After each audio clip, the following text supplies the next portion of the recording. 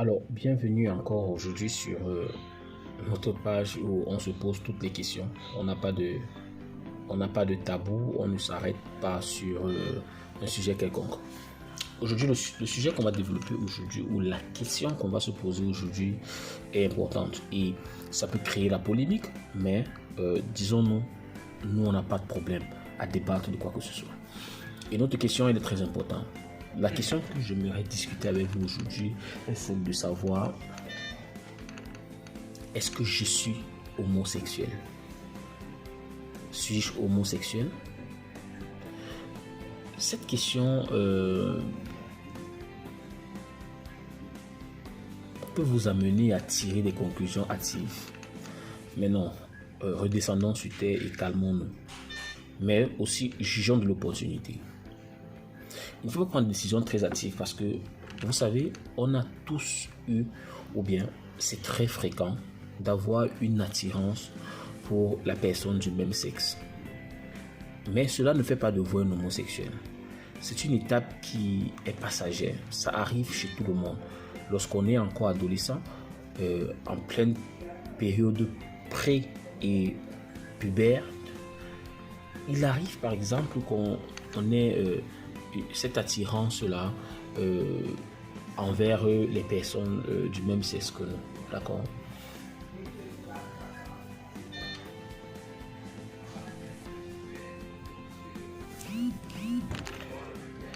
Alors, allons-y dans notre questionnement. Lorsqu'on étudie la biologie, et je l'ai étudié presque pendant 7 années, dans mes classes secondaires et aussi à l'université, lorsqu'on étudie la biologie et qu'on étudie la partie sur les hormones, on comprend que la variation du taux hormonal peut nous entraîner à avoir parfois une certaine tendance ou une certaine attirance vers les personnes du même sexe. Mais cela fait-il de vous un homosexuel? Pas du tout. Ce sont des choses ce sont des épisodes passagers qui nous arrivent et qui parfois peut nous amener à avoir un jugement. Donc il arrive que parfois certaines personnes, au regard de cette attirance-là, finissent par se dire qu'ils sont homosexuels. Mais en fait, ce n'est pas ça. Mais seulement si cette attirance semble durer, ou encore si vous vous rendez compte que... Alors, si cette pratique, si cette attirance a tendance à durer et que vous vous rendez compte qu'effectivement, vous avez des tendances et que vous vous sentez dans cette attirance perpétuelle, il faut revenir à certains fondamentaux. Et moi, je parle là pour plusieurs d'entre nous qui sommes africains et tout le monde en général. Nous avons tous conscience que le sens de notre vie nous est donné par l'appartenance que nous avons à l'être suprême qui détermine chaque chose. Et sachons que la morale ou les règles de société qui sont établies et qui sont considérées comme des lois demandent ou bien instituent l'hétérosexualité comme la norme et l'homosexualité comme un écart. Je vais bien préciser ici que je n'ai rien contre la personne homosexuelle. Absolument pas. J'ai quelque chose à voir avec l'acte ou encore l'esprit, le phénomène qu'est l'homosexualité. Si on va dans un sens spirituel, et c'est devenu tellement hilarant de voir que même les personnes qui ont un fort attachement à Dieu sont aujourd'hui tombées dans ce petit déclin. C'est-à-dire que en matière de sexualité, ils ont oublié qu'il faut faire le choix entre adopter des conceptions qui sont à la vogue ou encore suivre la moralité établie, soit par Dieu, soit par nos ancêtres, soit par la société en elle-même. Donc, fuyez l'homosexualité. La Bible dit que, dans le domaine biblique, la Bible demande, ou encore l'être suprême qui nous a créés demande de rejeter l'homosexualité.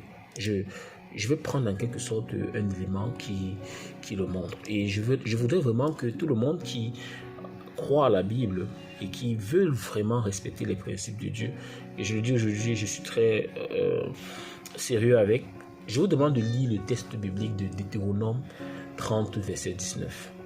Même si vous ne croyez pas à la Bible, dites-vous que c'est un certain nombre de principes et de règles qui ont été institués, peut-être par Dieu, ou peut-être par les personnes qui, en ce moment-là, écrivaient ces paroles. En Deutéronome chapitre 30, le verset 19, la Bible dit: « Je prends aujourd'hui le ciel et la terre à témoin contre toi, que j'ai mis devant toi la vie et la mort, la bénédiction et la malédiction, et tu dois choisir la vie, pour que tu vives et que tes descendants aussi, toi et tes descendants. » Dieu nous fait savoir que le fait de demander qu'on rejette les pratiques sexuelles contre nature et non moralement établies n'est pas c'est pas excessif en fait. C'est en fait le besoin qu'a l'être suprême de nous faire comprendre clairement qu'il veut qu'on respecte ses lois et surtout qu'on puisse vivre longtemps. Si elle nous ordonne de fuir toute conduite sexuelle immorale, et cela, ce n'est pas seulement pour les personnes homosexuelles, vous aurez remarqué que même les personnes hétérosexuelles ont des principes qu'ils doivent respecter en termes de sexualité. Et beaucoup de personnes aujourd'hui se battent contre des pratiques sexuelles immorales. Cela veut dire que ce n'est pas parce que vous avez une attirance envers une personne de l'autre sexe que forcément vous devez verser dans cette tendance-là. Dieu n'interdit pas qu'on puisse avoir des pensées ou bien qu'on puisse avoir de l'attirance envers les personnes de l'autre sexe. Mais ce qu'il interdit, c'est de pratiquer l'homosexualité. C'est ça, l'interdiction. C'est pour cette raison que je pense n'avoir aucun problème avec les personnes homosexuelles. On discute, on échange, on interagit. Mais j'aurai toujours un problème avec l'acte homosexuel, que je pense être hors norme et d'ailleurs non permis. Le passage de Deutéronome aussi précise clairement que Dieu punira. Et l'un des 10 commandements de Dieu, c'est qu'on ne doit pas utiliser un être humain dans des pratiques à des fins contre nature. Ni homme qui couche avec les hommes, ni homme qui couche avec la bête. Ok? Ce sont des pratiques expressément mentionnées dans le livre de la loi qui montrent en réalité que ces pratiques-là ne sont pas acceptables. Maintenant, on peut juger de toute opportunité. Des gens vont dire, pourquoi tu te prononces dessus et tout, tu aimes. Et ces pratiques occidentales-là qu'on veut nous imposer, les gens vont aujourd'hui critiquer. Non, tu n'as pas le droit de critiquer les homosexuels et tout. Moi, je ne critique pas les personnes homosexuelles. Je n'ai rien à voir avec vous. Je n'ai rien contre vous. J'ai quelque chose à voir avec la pratique homosexuelle. Selon ma vision à moi et la vision de ce que la Bible enseigne, des règles morales que nos ancêtres nous ont léguées. Nos ancêtres avaient 5, 3, 4 femmes. Ok? Jamais dans une société africaine, on a vu de nos yeux une culture où un chef, un roi, les personnes de valeur, de moralité élevée de la société, avoir des maris hommes. Oui, des femmes hommes. Non, jamais vu.